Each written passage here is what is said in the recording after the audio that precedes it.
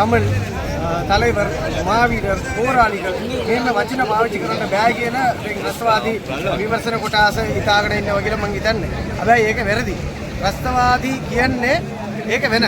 ඕගොල්ලන් රස්තවාදී කියලා තගනම් කරලා තියෙන ඒ පනත යට තමයි නඩු දාන්න පුළුවන්. ඒ කියන්නේ தமிழ்ல விடுதலை புலிகள் ඒ රස්තවාදී පනතින් තගනම් කරලා තියෙනවා.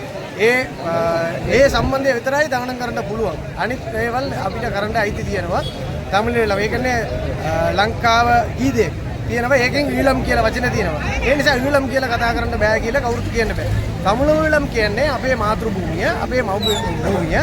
සිංහල ඉදිගාසේ ආරම්භ කරන්න ඉස්සරහා ඉඳලා අපි ඊළම් මිනිසු, අපි දෙමළ මිනිසු. ඒ නිසා අපි પરම්පරාව මේ ලංකාව ජීවිතය කරනවා. අපේව අයින් කරන්න බෑ. අපේව නැති කරන්න බෑ. අපිට අපේ අයිතිවාසිය අපිට දෙන්න ඕන. ඒ නිසා තමයි අපි මේ යුද්ධය උනේ. ඒ නිසා තමයි. ඒ නිසා දැන් 1956 පස්සේ එක නීතිය ඒ සිංහල තමයි භාෂාව කියලා ඇවිල්ලා තමයි මේ යුද්ධය ආරම්භ වුනේ. කැම්පස් යන කට්ටියට කරදර කරලා තමයි මේ යුද්ධය ආරම්භ වුනේ. ඒ කියන්නේ මේක අවුරුදු සාමාන්‍යයෙන් 100 හරි යනවා මේ පොලිටිකල් යනවා. මේක මාරු වෙන්න ඕන. ඒ කියන්නේ මේක බෞද්ධ කට්ටිය හරි ඒ කියන්නේ දෙමළ වචනින් ඉනවාද. එහෙම කතා කරලා මේක අරන් යන්න බෑ කියලා තමයි මම ජාතිකයට කතා කරලා අරන් යන්න බෑ කියලා තමයි මම කියන්නේ. ඒ කියන්නේ ඒ ධර්මයෝ ඒ ඉලංගාරියෝ අනිවාර්යයෙන්ම නිදාස් කරන්න ඕනේ. එයා කියපු වචනේ අපේ දෙමළ මිනිස්සු පාවිච්චි කරන්නේ සාමාන්‍ය වචනේ. ඒ වචනයට අරස් කරනවන දෙමළ මිනිස්සු ඔක්කොම අරස් කරන්න වෙනවා. හැබැයි මේක අපි නතර කරන්නේ නැහැ. අපේ தலைவர் කියලා කියනවා. අපේ මාවිරු සමරනවා. මුල්ලිවායකල් සමරනවා. අපේ මැරිච්ච මිනිස්සු ඔක්කොම අපේ නෑදෑයෝ ඒක නැති කරන්න බෑ. අපිට අයිතිවාසී ඒකට තියෙනවා. ඒ විදිහම අපි යුද්ධ කරන්න කවුරුත් කැමති නෑ යුද්ධ කරන්න. අපි යුද්ධයට යන්න කියලා කාටවත් කියන්නේ නෑ.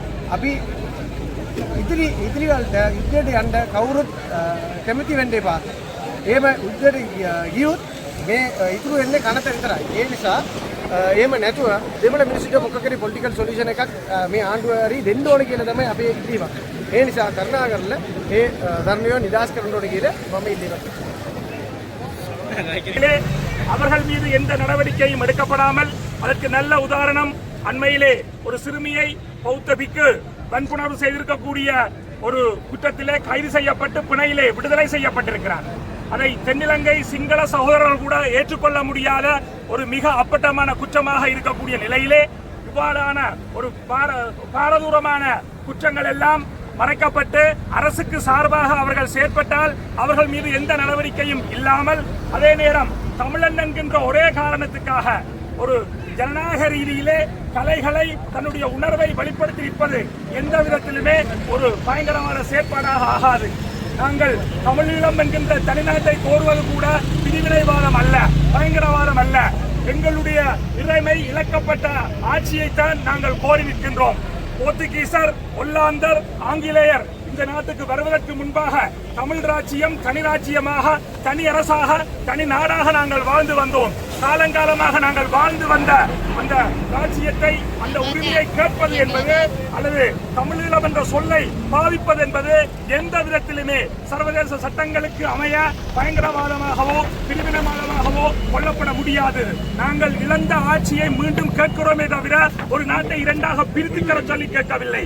ஆகவே அந்த அடிப்படையிலே தான் எங்களுடைய அரசியல் தலைவர்கள் 1948ஆம் ஆண்டுக்கு பிற்பாடு ஜனநாயக ரீதியிலே பல உரிமைகளுக்காக போராடி சமஷ்டி கோரிக்கையை கூட கேட்டு எந்த விதத்திலும் அது நடக்காமல் 1956ஆம் ஆண்டு தனி சிங்கள சட்டம் கொண்டு வரப்பட்டு 58இல் நடந்த இனக்கலவரமாக இருக்கலாம், 77இல் நடந்த இனக்கலவரமாக இருக்கலாம், 83இல் நடந்த இனக்கலவரமாக இருக்கலாம், இதெல்லாம் தொடர்ந்து அடக்கி ஒடுக்கப்பட்டதன் விளைவுதான் நாங்கள் தனிநாட்டை நோக்கிய வட்டுக்கோட்டை தீர்மானத்துக்கு செல்ல வேண்டிய ஒரு நிர்பந்தத்துக்கு 1976ஆம் ஆண்டு 50 ஆண்டுகளுக்கு முன்பு எங்களுடைய தலைவர்கள் ஒன்றாக இணைந்து வட்டுக்கோட்டையிலே தனிநாடுதான் நமக்கான தீர்வு, தமிழ் தமிழீழம் தான் நமக்கான தீர்வு என்ற ஒரு விடயத்தை ஜனநாயக ரீதியிலே அவர்கள் பெற்றுக் கொண்டார்கள். அது மட்டுமல்ல, தொடர்ந்து வந்த 77ஆம் ஆண்டு அந்த தமிழீழம் தான் தீர்வு என்கின்ற ஜனநாயக கோரிக்கைக்கு பெருமளவான மக்கள் ஆணை கிடைத்தது.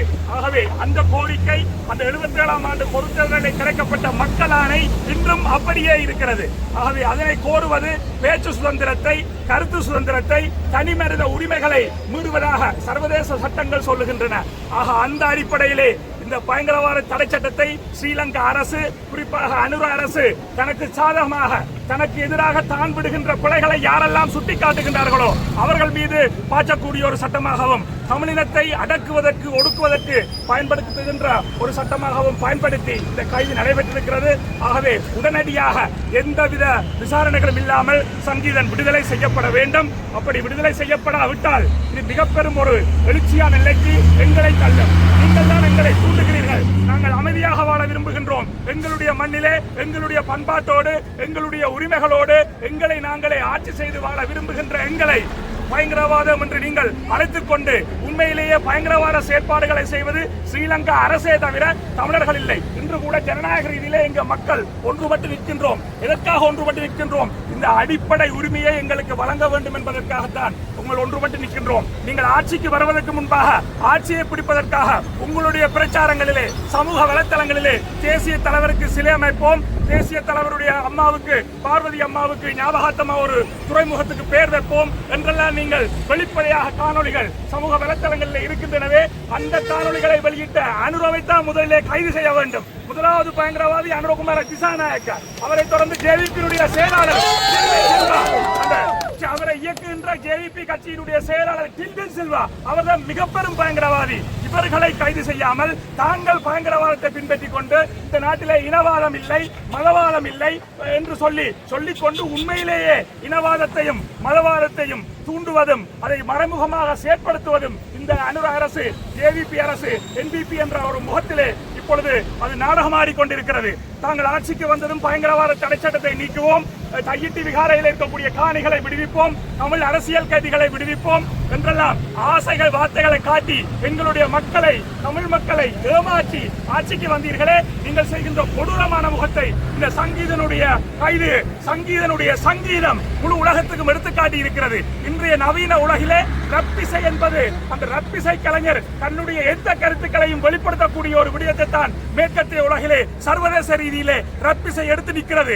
அதிலே கருத்து சுதந்திரம் சொல்லுவது என்பது எந்த விதத்திலும் வன்முறையை தூண்டுவதோ பயங்கரவாதத்தை தூண்டுவதோ நிச்சயமாக கிடையாது. ஆகவே உங்களுடைய கையிலே சட்டம் இருக்கிறது என்பதற்காக இந்த கைது செய்யப்பட்ட விடயத்தை நாங்கள் அனைத்து தமிழ் உறவுகள் சார்பிலும் மிக வன்மையாக கண்டிப்பதோடு உடனடியாக சங்கீதன் எந்தவித நிபந்தனைகளும் இல்லாமல், எந்தவித தடைகளும் இல்லாமல் விடுதலை செய்யப்பட வேண்டும் என்று இங்கிருக்கக்கூடிய தமிழ் மக்கள் சார்பிலும், இன்று இந்த போராட்டத்திலே கலந்து கொண்ட அத்தனை உறவுகள் சார்பிலும் அன்போடு கேட்டிருக்கின்றோம். நன்றி.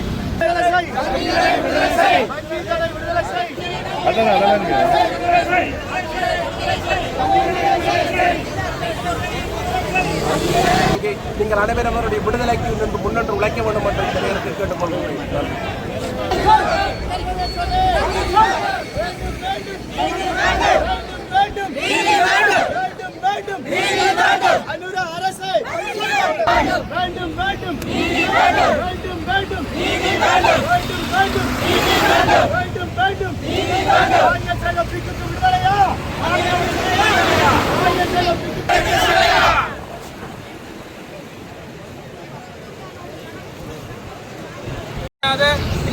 யாழ்ப்பாணத்தில் கிழக்கு மாநிலத்தில் இருக்கிற என்பிபி எம்பிக்கள், தமிழ் எம்பிக்கள் தமிழர்களுடைய வாக்கு பிச்சையை உண்மையாக எடுத்தவைன்னு சொன்னால், தமிழர்களுடைய வாக்கள் எடுத்து ஆட்சி விட முயற்சினவைன்னு சொன்னால், இவர்கள் இந்த கைதை கண்டித்து உடனடியாக பதவி விலகணும்.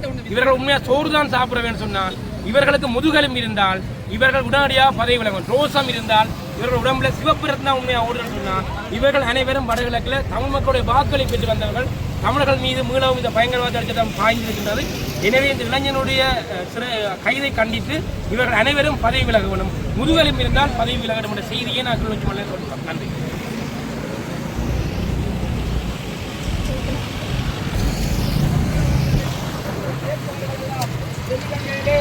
இனவாதிகளாலும் மதவாதிகளாலும் திக்குகளாலும் மேற்கொள்ளப்பட்டு கொண்டிருக்கக்கூடிய சூழ்நிலை அரசு